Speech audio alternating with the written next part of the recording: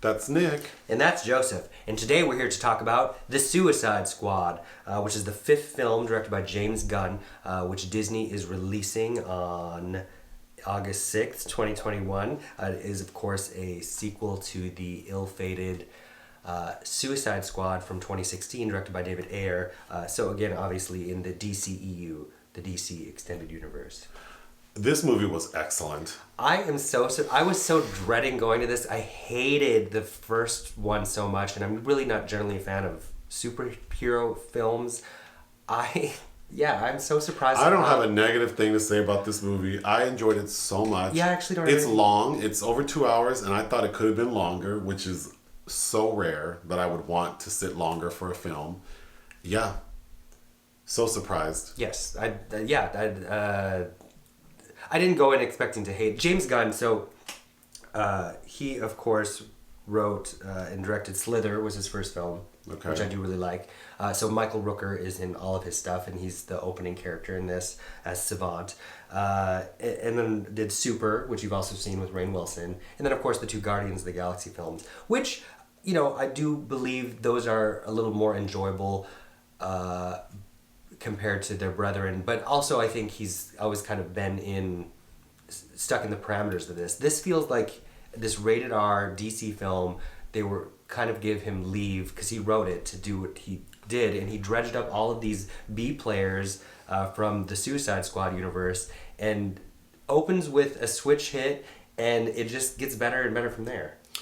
I know I watched the first one. I don't remember it at all. I can't believe you don't remember Cara Delevingne in that way she was moving her body. No. I know that's where Jared Leto played the Joker, but I don't remember anything from that movie, except that everyone was Harley Quinn for Halloween after. Yes, and that was taken out of David Ayer's hands in post-production, and there's a lot of drama about that, and the Ayer cut, and blah, blah, blah, blah. But I think this serves just as well as a standalone film, really. Anyway, the basic story is, so, you know, the Suicide Squad are these, like, criminals who then get called on by some special ops federal agency to go do missions, knowing that they're probably going to get fucked up. So this go around, Viola, who plays... Viola Davis, who plays Amanda Waller, she's an intelligence officer for some outfit for the federal government, U.S. federal government. She calls on a group of... She plucks them from Belle Reve, where they're all locked up. So what's going on is, there's some island off the coast of South America somewhere. Corto Maltese.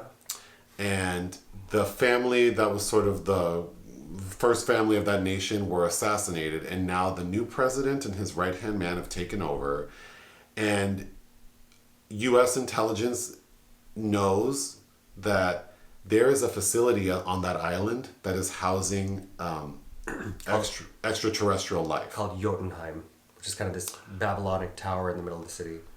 And they believe that they're using that alien that's in there to sort of kill political adversaries, so on and so forth. So the Suicide Squad needs to get on that island and destroy what's ever in that facility, the alien. So the opening of the film is them being sent. And the first group of people who we think are this, you know, if you didn't know anything about the movie, you would think that this group is a Suicide Squad. So it's like Pete Davidson, Nathan Fillion, Margot Robbie. Who's the guy who had the long hair? Michael Rooker is Savant. Yeah, it opens with him being recruited by Amanda Waller, and then like, here's all your cohorts. There's a character called the Weasel who looks like a man weasel. They get dropped off in the island, and they get fucked up immediately. Like, before the credits roll. Oh, and Harley Quinn is part of that group, which is important. And Joel Kinnaman as Rick Flag and Jay Courtney. Yeah. So they all go and are obliterated immediately before the credits roll. However, Harley Quinn and Joel Kinnaman's character make it. So after the credits roll, we find out that they were the B team. The A team was dropped off on the other side of the island, and that consisted of Idris Elba's character, John Cena's, Peacemaker, King Shark, who's voiced by Sylvester Stallone. And This great white shark that can walk on two legs. Nanaue is his name. And Ratcatcher 2, played by Daniela Melchior. And then there's the polka dot guy. And the polka dot guy, played by David Dutchmalion. Anyway, they make it to the facility. They're able to break in with the help of like the evil genius who is like operating the facility, who's played by Peter Capaldi, who's Doctor Who, or was Doctor Who. They make it in. Their mission is to like detonate bombs to collapse the building and kill the alien. They are successful in detonating the bombs, but it doesn't kill the alien. The alien escapes, and the alien looks like a starfish, like a cartoon star. A cotton candy neon colored starfish. Which I thought was so great. With a big eyeball. It's so ridiculous. The alien escapes and is destroying the city. So they get a call from Viola's character like, well, no worries, come on back. We're going to just like nuke the island and it'll be all good. But the Suicide Squad decides not to do that for two reasons. One, they've developed like a heart and they realize like we can't let these millions of people die on this island when we can do something about it. But maybe more importantly, Idris Elba's character and also Joel Kinnaman's character. So Joel Kinnaman took data from the computer, and the data, so the gag is the United States is responsible for that alien at that facility. They found it, I guess we wanted to do all these crazy experiments on people with this alien, but we didn't want to do it on US soil, so we did it on this island. But now that this new regime is causing problems, they just want to eradicate all of it. It's very Guantanamo Bay / Iran-Contra affair.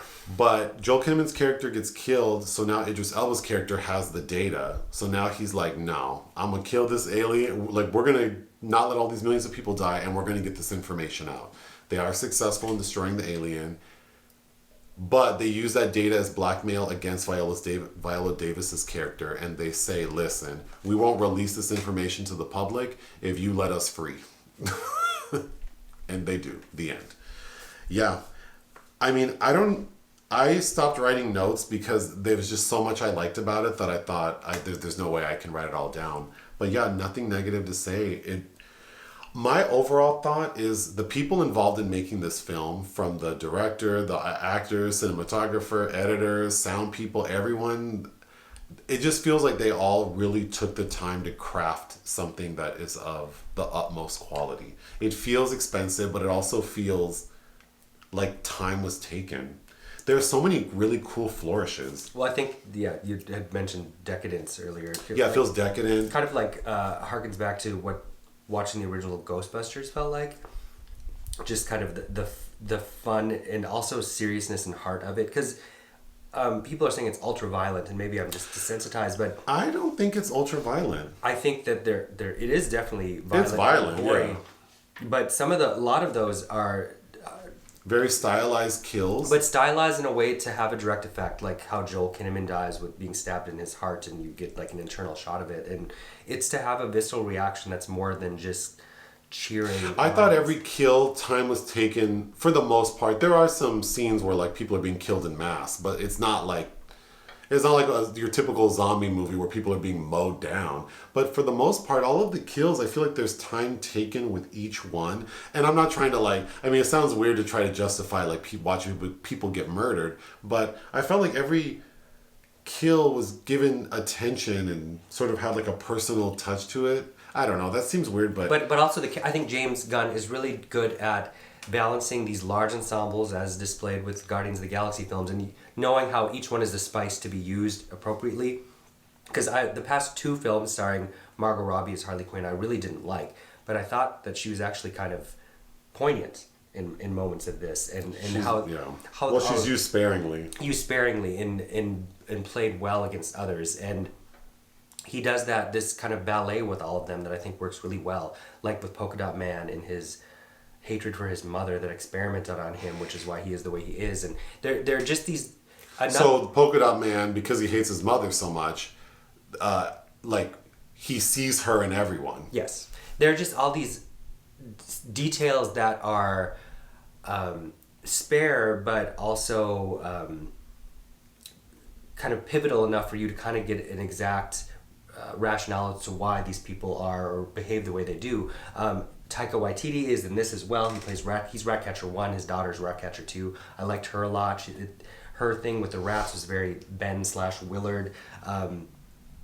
The King Shark, this moment in the aquarium with the inside Jotunheim, which I found Jotunheim and the backstory for that fascinating. It left me wanting more in so many ways that I feel like I haven't felt in a film of this caliber in years. I'll quickly go through my notes. Viola, they make her look rough as hell. I think the primary issue is she has like a junior afro, and the way it's styled, it almost looks like she has a receding like hairline, and then it's brushed back. She just looks rough and crazy. But so when we see her, it's kind of like, oh. And then they have her legs greased up, which I thought was so funny. Like, her legs are so greasy. The character of the Weasel, I think, looks so funny. And immediately when I saw that character, I thought, I know people who look just like that damn Weasel. The man who opens the film, who's that? Michael Rooker. I thought he looked like Glenn Close. It's that long white hair, yeah.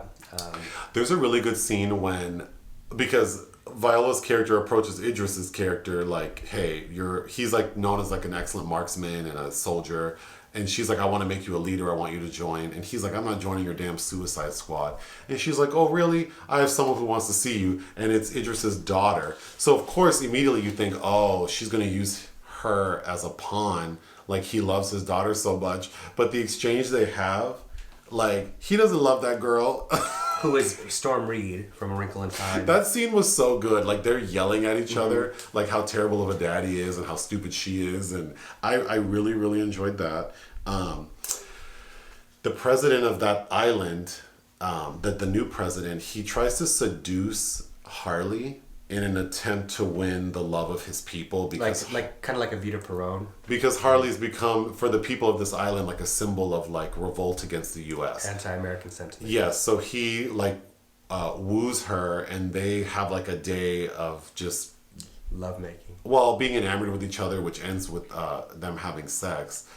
But it's funny because I thought he was totally like going to like try to manipulate her, but he's honest with her, like, I need to marry you because these people, they look up to you and that'll make me look better, and there's this alien and this thing over here, we're having our enemies go over there and get killed, and she kills him.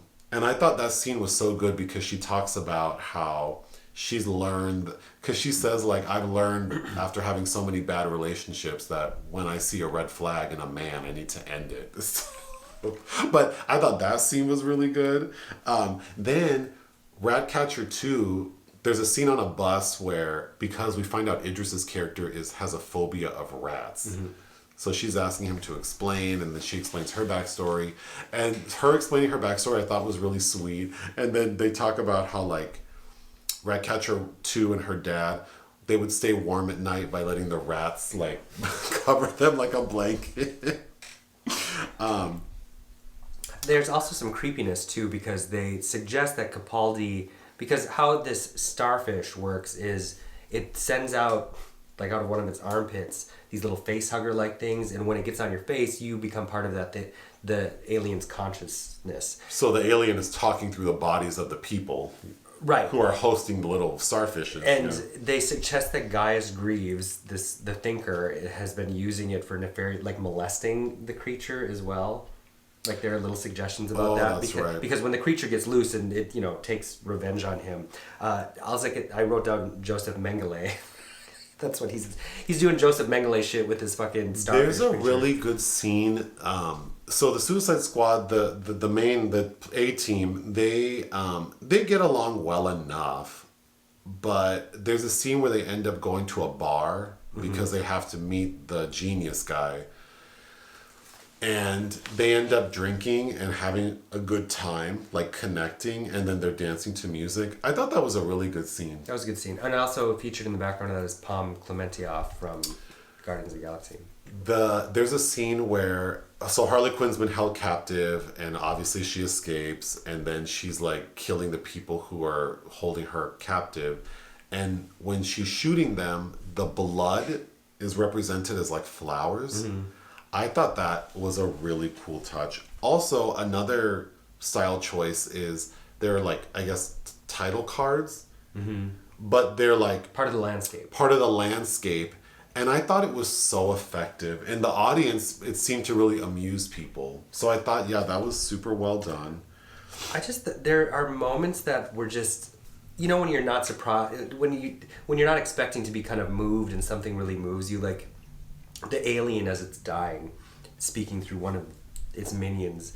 There's a line that says, because we see that it was captured by these Americans that are like stupidly playing with it without protection, but it was just floating in space. And the line that he says as he dies is, "I was happy floating, staring at the stars," which I thought was really depressing. Well, yeah. There's a character who drives the bus that is like transporting. Oh, Milton. we totally forgot. There's a subplot of there are some people on the island who are like anti-regime. The counter-revolutionists. The counter-revolutionists, led by this lady, Alice Braga, Sol Soria. So she's working with the Suicide Squad to sort of take everything down, and she has hired this driver to assist the Suicide Squad in getting around, and that driver's name is Milton, and he's in the film for like half the film, and he's just kind of like in the background running with them. He doesn't do anything. He's just like this out of shape guy trying to keep up with them, and then at a point he gets killed. And the polka dot guy liked him, so he's like, "Oh man, Milton's dead. Like, this sucks." And Harley Quinn's like, "Who the fuck is Milton?" That scene I thought was so funny. That was a good scene. because I have a bad memory, so I really thought that was funny. The reason I like the Starro character, the alien, is because it does look. It reminded me of the marshmallow Stay Puft, the Stay Puft thing from Ghostbusters, and I think it's such a wise choice because the quality of this film is so high that they could have done anything. So the fact that they chose for this thing to look like so cartoonish really, really, I think is like such a cool choice. I really do think that Gunn just kind of gets how this universe should work and be entertaining as well as meaningful. Because he gets that we need to kind of grow into these characters and like them, but also like the background nuggets of the story need to draw us in. There are two little gripes I have with the story. One, the island they're on, what's it called again? Corto Maltese. Is that a real place? No. Oh. They say there are millions of people on the island, but it looks small. Like, I was a little confused. Like, how could there be so many people on the island? Also, the way they kill Starro, the big alien, is Ratcatcher 2 summons all of the rats on the island. And my note was like, how many goddamn rats are on this island? Well, she said, because it's Starro talking to the people saying, this city belongs to me. And she goes, no, this city belongs to them. The rats. Right, but like there were so many rats. I'm like, could there be that many rats in a place like that? I don't know. I've seen a couple of documentaries about rats.